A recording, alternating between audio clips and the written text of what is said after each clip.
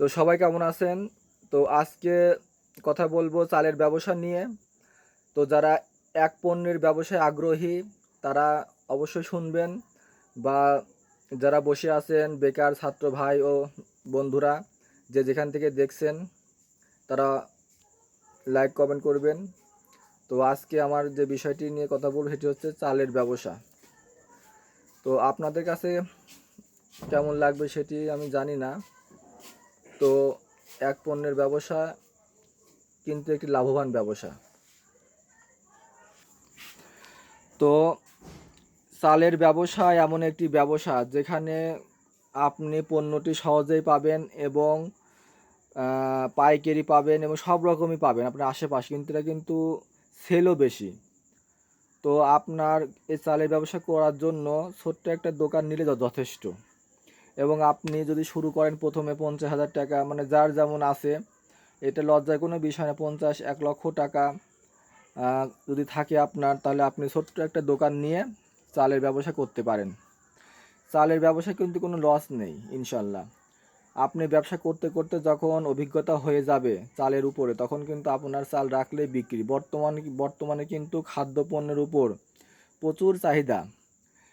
তো আমি বলবো যে বন্ধুরা, আপনারা যারা বসে আছেন তারা বসে না থেকে কি করব বুঝতে পারছেন না, আপনারা চাল পাইকারি নিয়ে চালের ব্যবসা খুচরা বিক্রি করুন, পাইকারি বিক্রি করুন, মানে যে যেরকম নেবে সেরকম বিক্রি করুন। এবং ব্যবসা সবচেয়ে মূল হাতে হচ্ছে সততা। তো আপনি যদি সততা ঠিক রাখেন, তো আপনার ব্যবসা কিন্তু একটু প্রথম বছর একটু কম হবে, আস্তে আস্তে কিন্তু আপনার ব্যবসা কিন্তু পাকাপোক্ত হয়ে যাবে। ব্যবসা যদি একবার রানিং হয়ে যায় তখন কিন্তু টাকা আর টাকা, দোকান খুললেই টাকা। ব্যবসা এমন একটা জিনিস, আপনি বসে থাকবেন, আপনার কিন্তু মাল আপনাকে ডেকে নেবে যে ভাই আমার চাল লাগবে 5 বস্তা দিয়ে দেন। শুধু আপনাকে গুণগত মানের ভালো মানের চাল দিতে হবে এবং কাস্টমারের সাথে ভালো ব্যবহার করতে হবে। ব্যবসায় করার প্রথম শর্ত সততা এবং সুন্দর আচরণ। আপনার মুখ যদি মিষ্টি হয় তাহলে কিন্তু আপনি সুন্দরভাবে ব্যবসাটা করতে হবে এবং এখানে কলা কৌশলী এবং বুদ্ধিমান হতে হবে। কারণ মানুষের সাথে ভালো ব্যবহারের পাশাপাশি আপনাকে বুদ্ধিমানের সহিত কাজ করতে হবে।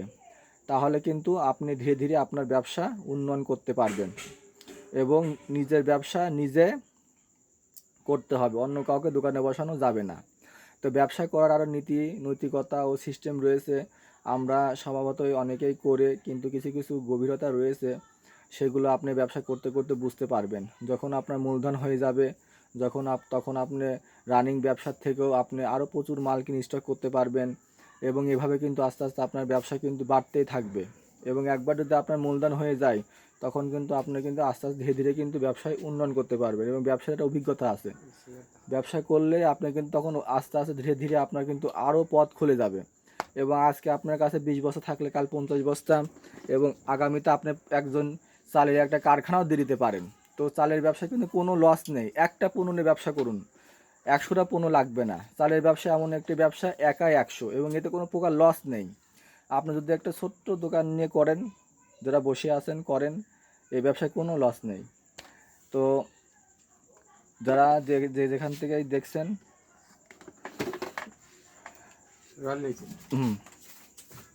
সবুজ পার্সোনাল ব্লগ এবং আমার ফেসবুকে এবং ইউটিউবে অ্যাকাউন্ট রয়েছে।